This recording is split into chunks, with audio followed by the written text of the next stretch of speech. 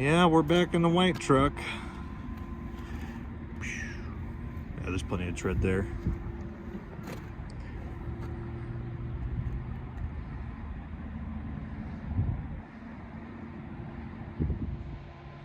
Guys, I messed up. I really messed up. Not really bad. Oh, that train's really loud. I got a little bit greedy, a little bit carried away. But maybe it'll make a good YouTube video, so stick around. See that storm over there? That's north, by the way. I'm going straight that way. Into the storm, into the blizzard. There's a little bit of snow in the mountains. So, if you're wondering where Ruby is, I was coming back from Boise last night, and hold on, let me get inside. It's a little windy out here. I was coming back from Boise, and I lost my clutch somehow. I mean, like, it was still shifting all right, so the transmission's fine. I had another shop. We didn't do the clutch in our shop. We didn't drop the transmission and do the clutch. I paid the shop down the road to do it. So they're gonna warranty it, hopefully. They're looking at it right now. But like I lost the clutch, and you know, if you're up at freeway speeds, you don't really notice if you don't have a clutch, because I can float pretty easy. Depending on who you ask, they may say you can or you can't float, or that you should always double clutch. Anyways, sorry, that door to the office is really bright. Anyways, I lost my clutch and it started pissing air out of my truck yellow knob, so that was not good. So I need to get that fixed too. I got to take the dash apart again. I mean, it was still holding air, but like it was so loud because it's in the truck that it's losing air. So anyways, yeah, they're gonna do the clutch. Hopefully, I think it's just gonna be the clutch brake. So that's a lot easier to replace. I didn't even feel it go out. It was just like, as I was trying to get back on the freeway, I noticed that I couldn't shift it into first gear and the pedal went straight to the floor. So I don't know, but I mean, it's a clutch brake. It's not that big of a deal. I was still able to limp it home. So I got it home just fine. Cause once you get into first gear, you can shift it up. So I was all right to get it home. But anyways, that's not what this video is about. You're so sick of Ruby always being broke down. I know. I wanted to take her to Montana too. That's where we're going. We're going to Montana. So that is where we are going, through that storm. So one of my other drivers is getting it loaded for me in Salt Lake. It's a multi-drop load. Billings, Montana. Where else am I going? Helena, Missoula, Kalispell, Polson, Coeur d'Alene, Spokane. It's got like 10 deliveries. And we've done these loads before, but I really like to do them more in the summer. And yeah, I kind of threw out, like the broker, I don't want to say the name of the broker. We do these loads a lot for them, but in the summer, obviously the rate's a little bit lower because you're not dealing with the weather. And we've been so busy with Christmas that last week I threw out kind of an outlandish rate and they took it. And then they delayed it, so the driver that I was gonna have take it, I put him on a different load, and now it's ready now. So I have to take it today. But it's okay. It's all good. So multi-drop going through Montana, a little bit of Idaho, and then ending in Spokane. So that's what we're gonna be doing in the new 2022 Peterbilt. So, and hopefully I'll get a nap somewhere in there because I am kind of tired. Alrighty, this is what we're working with, just making sure everything's secured. Yeah, this is all secured down. It's tied with these stupid strings. We got some doors up there. Anyways, this is gonna be a pretty rushed video because I am a little bit in a rush.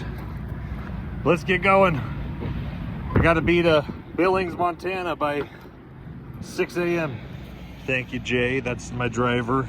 He's the one that got it loaded for me. Oh, shoot. That's weird. Well, whatever. Anyways, let's get going. All right, I'm gonna need to get fuel somewhere. I think I'm gonna get fuel in Idaho Falls. That'll give me the most economy. Yeah, I'm gonna get fuel in Idaho Falls. Sounds like a good plan. I need to get moving and grooving. Oh man, look at that mountain up there. You can't even see the top half of that mountain. You can see a little bit, there's a little bit of snow up there. Okay, I'm not looking forward to this trip, but so be it. We are on our way. Montana, here we come. Just kidding. I think we'll be all right. We're still early enough in the season that Montana's not too bad. And even Montana's really not that bad because they're not, I mean, how do I word it? It depends on where you are in Montana because, you know, Montana is just a massive freaking place. But if you're closer to the cities, then they maintain the streets a little bit better. Okay, this van ahead of me is slowing down, so I'm gonna slow down. But yeah, it's supposed to rain and snow the next 3 days, and we're gonna be on the road for the next 3 days. So yeah, I got tire chains, but honestly, I don't want to use them. So I will use them if I have to. But like if I'm stuck in Glacier National Park somewhere up there on the mountain, I'll use them. But I don't like using tire chains. I've already talked about that before. I can, but I prefer not to, so.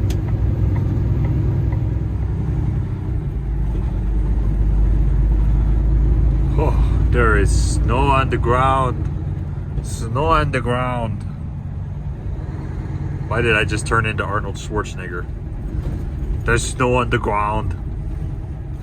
No, guys, we are in West Yellowstone. It is now, it's only 8 o'clock. It is not that late, but you know, everyone's gone to bed, I guess. It is kind of cold outside. It's about 20 degrees is what the truck is telling me. But look at this cute little town, man. It is so cozy and so homey feeling here. Like you can just go get some hot chocolate and watch a movie, then go snowmobiling. I haven't ridden on a snowmobile in a long time, but yeah, West Yellowstone, that's where we're at. And then the gate is just over that way. But yeah, so we're where the frick are we? So I'm turning left to get on, well, Canyon Road, whatever the route number is. Does it say right there? Yeah, 191, route 191 going up into Bozeman, Montana. That's where we are. I didn't know if I wanted to take this way because I guess it depended on the weather, but the roads look pretty clear and the wind calmed down. So, you know, you save about 70 miles going through West Yellowstone instead of taking I-15 all the way to Butte. But if there's a bad storm, you don't want to go this way. Oh great, I spoke too soon. This isn't too bad, but it did start snowing there for a second. Okay, never mind, it's clear enough. This is just some snow drift that's on the road. So we're not too bad, but you know, it's good to be safe. Go slow, go nice and slow. Now this actually isn't too bad. It's still warm enough that it's not like, if there is ice, it's not too bad.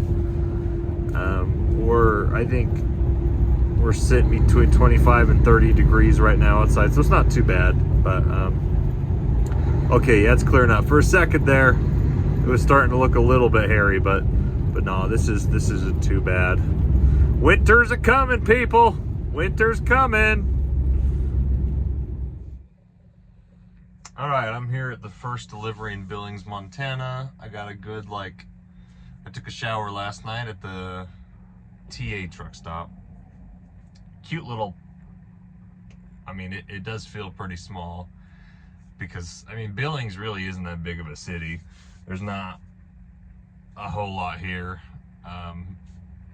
but that little TA truck stop. So I took a shower there because I needed to, because I hadn't showered for a day and a half. I'm here at the first delivery. I was hoping somebody would be here, but nobody's here yet. So I got another delivery, then L'Oreal, Montana, and then Helena, Missoula, Kalispell. I want to try and get at least the Missoula one unloaded today so I can start heading up to Kalispell for tomorrow. But we'll see. It's just based on how fast I can get all these done. I don't know. Anyways, coming over West Yellowstone yesterday, it wasn't too bad. It wasn't like anything I was worried about, but it did start snowing a little bit about the time I got to Big Sky, Montana. And there was a little bit of snow blowing on the road, but it wasn't too bad because they had already plowed it. And it's that time of the year now that it's starting to get cold. All the YouTube truck drivers are making how to drive in the snow tutorials, what to do for winter driving. I don't want to do that, but one tip I will give you, actually maybe two tips, is know what brakes to use when you're trying to stop your truck in the snow. Now, most people aren't really talking about this. Biggest thing is turn your engine brake off. Do not use your engine brake. Your engine brake, that's the last thing you want coming on. If you're already stressed out, stiff holding the wheel, and you can feel yourself sliding a little bit, if your engine brake kicks on and starts putting back pressure on your drive tires, slowing down could make you lose traction and jackknife the truck. No. Instead, what you should do is you should have your engine brake off and get very familiar with using your trolley valve or your trailer brakes. Now, it's not going to save you. It's not a Hail Mary. If you're already spinning out, you're pretty much gone anyways. But if you're just at the beginning, you're starting to feel it kind of slip. Hey, maybe I should slow down 5-10 more miles an hour. The best thing you can do if you're starting to slide is use your trailer brakes. So for me, these new Peterbilts, it's a push button right there. A lot of old trucks, it's a hand brake. So trolley valve, your blue service line on your trailers. It only activates your trailer brakes and nothing else. Do a good pre-trip. Make sure your trailer brakes are good, in working order, they're adjusted properly, and do a good couple rolling test starts, test tugs. Make sure they're working good, because that's the best thing you can do. Because if your trailer, if you're starting to spin out and your trailer pulls you back, that will pull your truck straight. Like I said, don't rely on that to save you. The best thing is always just to go slow. But out of all, you got 10 brakes on the truck. The best ones to use if you're starting to slide out are the furthest back. That's what'll give you the best chance. You want to use all your brakes if you're really going too fast, but if it's just barely I can feel my steer starting to slide, maybe I should slow down. The best thing you could do is just your trailer brakes. But like I said, they won't save you. Just slow down. Well, we are first couple deliveries done. We're headed up to Helena, Montana now. There's not really any snow here in the valley, but there definitely was snow coming over the pass. It is frickin' windy. I know you can't really tell from the camera. There's no trees here, so you can't see the trees blowing in the wind, but it is frickin' windy in Montana today. one thing I want to complain about, these new Peterbilts, I mean, they look cool. I like the sleek, sloped hood, the aerodynamic hood. Biggest gripe, these freaking mirrors. Look how small that mirror is. Disregard, I'm sorry that mirror is all dirty. I did just drive through a rainstorm. But these mirrors are so small. These are like pickup mirrors, pickup style mirrors. And don't tell me that they've always been this way, because I have three 2020 Peterbilts before they did the next generation update, the 579s, and those have way bigger mirrors. These mirrors freaking suck. You can't see crap on your blind side when you're backing up. Don't even try to blindside with this truck. So I might replace these. This and the brand new blue truck have these ridiculously small mirrors. So anyways, I needed something to complain about this morning.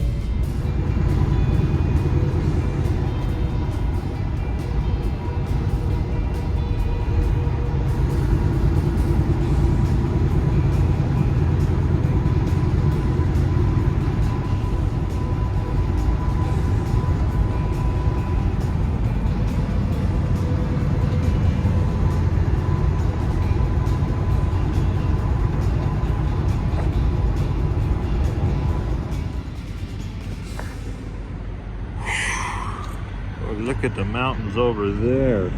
Well, I guess it doesn't look that good on the camera.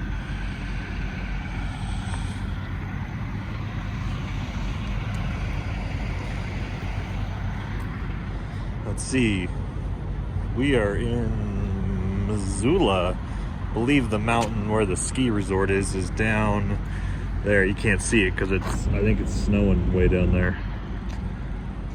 But it's dry here in the valley, so I think we're okay. I've got freaking bags under my eyes, dude. Well, I feel fine. I feel all right. I feel like I can keep driving.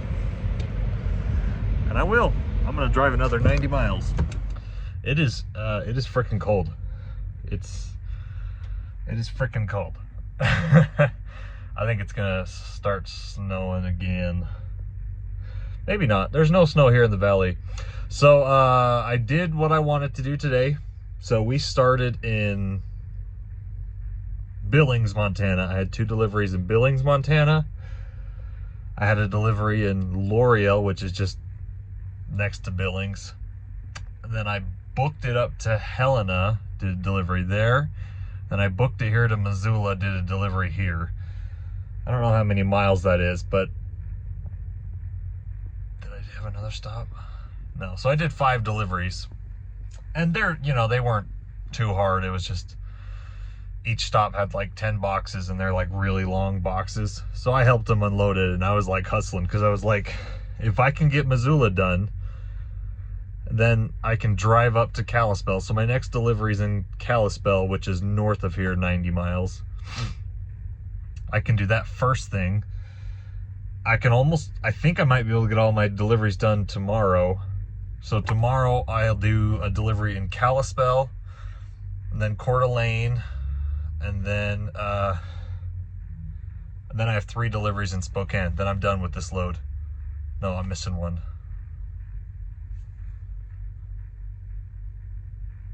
Polson. I might be able to get them all done tomorrow. If not, I'll do the last like 1 or 2 Friday morning. I was just really trying to hurry because that's I want to get them all done so that Friday morning I'll be able to get a load home. Right now there's nothing on the load board, so I might have to deadhead a little bit.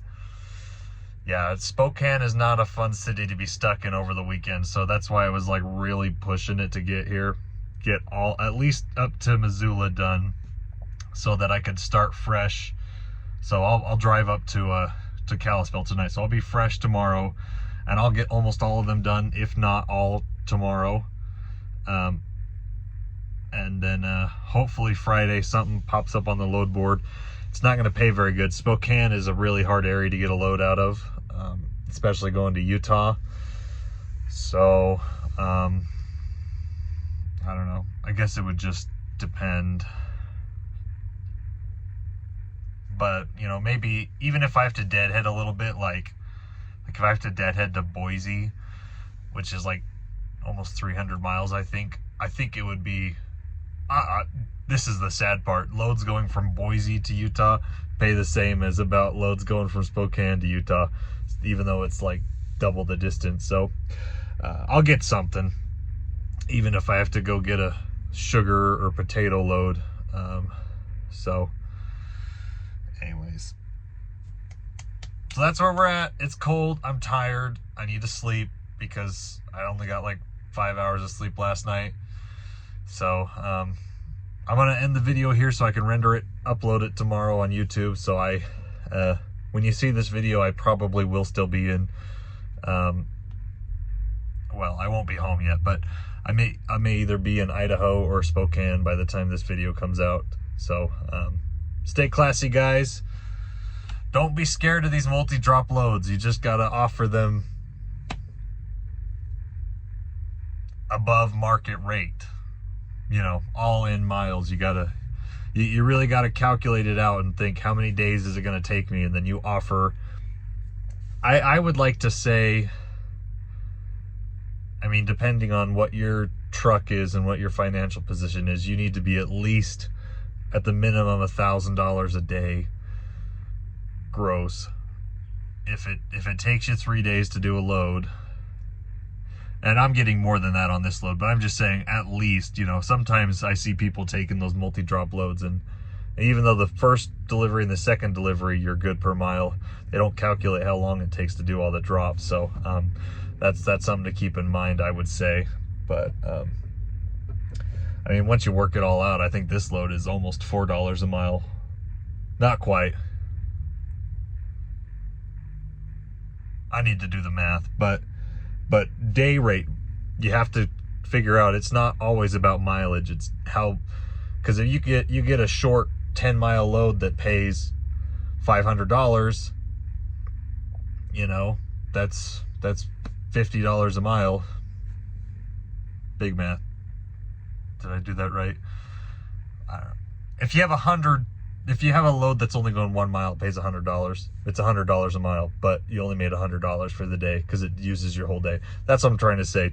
Your time as a truck driver is just as valuable as your rate per mile. So anyways, keep that in consideration. But I'm gonna go take a nap and then drive to Kalispell, and we'll see you guys in the next video. Take care.